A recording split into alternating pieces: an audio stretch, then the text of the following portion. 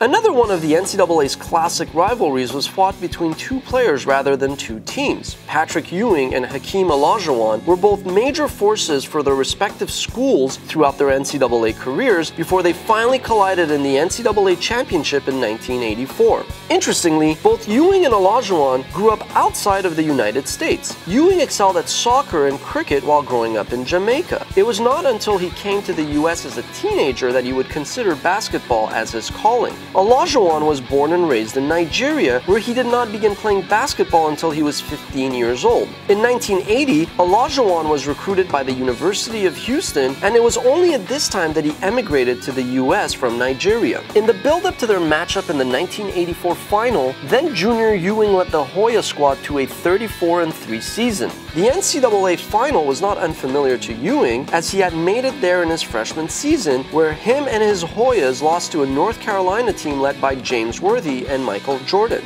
However, the finals were not uncommon to Olajuwon either. 1 year earlier, as a sophomore, the University of Houston had made it to the big game before losing to North Carolina State. Despite being on the losing end, Olajuwon's impressive performance in the Final Four was still enough to earn him Most Outstanding Player honors. As of 2008, this was the last time a player on the losing team received the award. However, 1 year later, it was Ewing who would raise the trophy as Most Outstanding Player as a national champion.